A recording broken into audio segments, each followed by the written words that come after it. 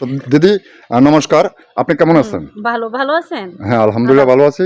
আমরা যতটুকু জানতে পেরেছি যে আপনাদের এই এলাকাটা মানে পানির নিচে পড়ে গেছে। এই বিষয়ে আপনার মন্তব্য বা আমরা একটু দেশবাসীর উদ্দেশ্যে একটু বলেন যে আপনারা কি পরিস্থিতিতে আছেন?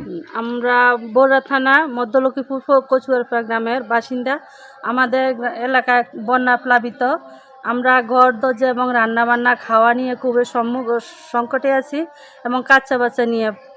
পানির কারণে আমাদের চলাফেরা করতে সমস্যা হয়, রাস্তাঘাটে অনেক পানি, ঘর বাড়িতে পানি এবং পানির প্লাবিত কারণে বাড়িতে অনেক ধরনের সাপ ঢুকে। সাপের আতঙ্কের মুখে আমরা খুবই ভয়াবহ অবস্থায় আছি। আচ্ছা, তো এখন আপনারা যেহেতু আপনার বন্যার পানিতে আপনাদের চুলা বা আপনাদের আসবাবপত্র এগুলা নিচে পড়ে গেছে, তো এখন আপনারা পাক শাক করে কিভাবে খাচ্ছেন? আমরা পাক শাক করে খাওয়াটা খুবই আমাদের অতি কষ্টকর হয়ে যায়। হয়তো যার বাড়িতে একটু চুলা বা বাড়িটা শুকনো আছে, পানি উঠে নেয়, হয়তো তার বাড়িতে গিয়ে রান্নাবান্না করে খেতে হয় আর কি, বাচ্চা নিয়ে। এছাড়া কি আপনার যে শুকনো খাবার জাতীয় কোনো কিছু খান কিনা? শুকনো খাবার বলতে চিড়া মুড়ি বা দোকান থেকে শুকনো খাবার রান্না খেতে হয় আর কি। আচ্ছা, তো আপনার সাপের আতঙ্কটা এখন বেশি রয়েছে। সাপের আতঙ্ক, বিভিন্ন ধরনের সাপ দেখা যায় বন্যার পানিতে। সাপের আতঙ্কটাই খুব বেশি। ধন্যবাদ।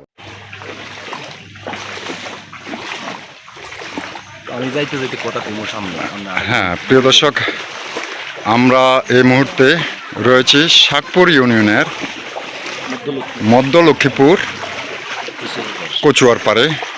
আসলে কি বলবো, আপনারা দেখতে পাচ্ছেন কচুয়ার পাড় একেবারে প্রত্যেকের ঘরে পানি আমি দেখতে পাচ্ছি।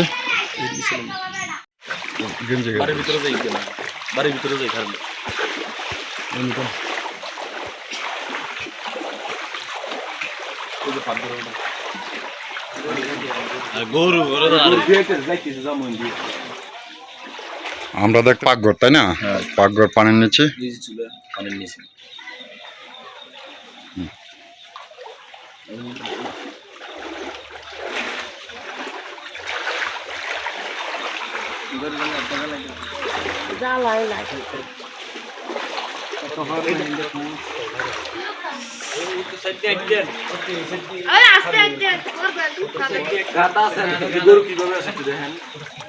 গরুটার পরিস্থিতি খুবই খারাপ, যেই অবস্থা গরু ঘরের দরজা হইলে ওইটা কি মানে পানির যে অবস্থা, এই যে দেখেন কি অবস্থা, এই যে গরু কি অবস্থা আছে, আমরা কাঠের উপরে রাখা হয়েছে। আসসালামু আলাইকুম। ওয়ালাইকুম সালাম। আচ্ছা, আপনাদের এখানে আজকে কতদিন পানি আপনারা বন্দি আছেন, পানিবন্দি? আজ এক সপ্তাহ হইব। এক সপ্তাহ। তো আজ পানি কি বাড়ছে না কমছে?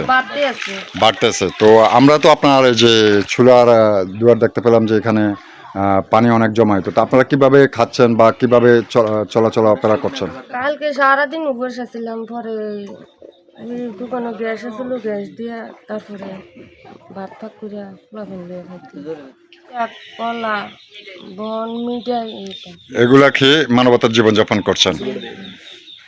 আসসালামু আলাইকুম।